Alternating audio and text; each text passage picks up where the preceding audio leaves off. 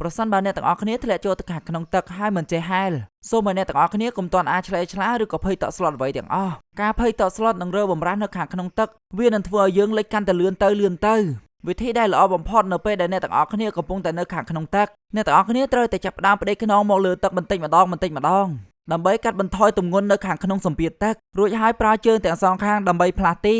នៅពេលដែលអ្នកទាំងអស់គ្នាប្រើជើងនិងដៃផ្លាស់ទីយឺតនឹងធ្វើឲ្យខ្លួនរបស់យើងចាប់ផ្ដើមអណ្ដែតនៅខាងលើទឹកពួកយើងទាំងអស់គ្នាត្រូវតែមើលឧបករណ៍ដែលនៅជិតយើងដែលអាចជួយសង្គ្រោះអាយុជីវិតរបស់យើងបានដូចជាគល់ឈើយើងត្រូវតែប្រឹងតោងដើម្បីធ្វើយ៉ាងណាឲ្យខ្លួនរបស់យើងចេញពីក្នុងទឹកឲ្យបានប្រសិនបើអ្នកទាំងអស់គ្នានៅខាងក្នុងស្ថានភាពបែបនេះតើអ្នកទាំងអស់គ្នាគួរធ្វើយ៉ាងណាដែរនៅខាងក្នុងសួនសត្វយើងបានឃើញបរិសម្នាក់កំពុងតែសម្ដែងសៀកបរិសនោះចាប់ផ្ដើមយកក្បាលរបស់ខ្លួនដើម្បីដាក់ចូលទៅខាងក្នុងមាត់របស់សត្វតោដោយសារតែគាត់មានជំនាញនិងបច្ចេកទេសច្បាស់លាស់គាត់គិតថាសត្វតោមួយក្បាលនេះមិនហ៊ានសូម្បីតែខាំគាត់ទេតែគាត់មិនដឹងទេថាពេលនេះគាត់កំពុងតែមានគ្រោះថ្នាក់ដោយសារតែតោមួយក្បាលនេះបានឮសំឡេងប៉េប៉ោងផ្ទុះប៉េប៉ោងដែលក្មេងៗបានយកចូលមកខាងក្នុងសួនសត្វធ្វើឲ្យកើតឧបទ្ទវហេតុដ៏ស្មានមិនដល់តោមួយក្បាលនេះបានប្រើចង្កូមរបស់ខ្លួនដើម្បីខាំក្បាលរបស់អ្នកសម្ដែងសៀកអ្នកទាំងអស់គ្នាដែលនៅខាងក្នុងសួនសត្វពេលដែលឃើញហេតុការណ៍មួយនេះហើយនាំគ្នាភ័យស្លន់ស្លោអ្នកសម្ដែងសៀកបានទាញដំបងមកយ៉ាងលឿនដើម្បីវាយទៅសត្វតោធ្វើឲ្យពេលនោះសត្វតោក៏បានហាមាត់ដើម្បីដោះលែងអ្នកសម្ដែងសៀកប៉ុន្តែបរិសម្នាក់នោះបានយកបង់មករំហើយបានបន្សល់នៅបាក់តេរីជាច្រើននៅខាងក្នុងមុខរបួស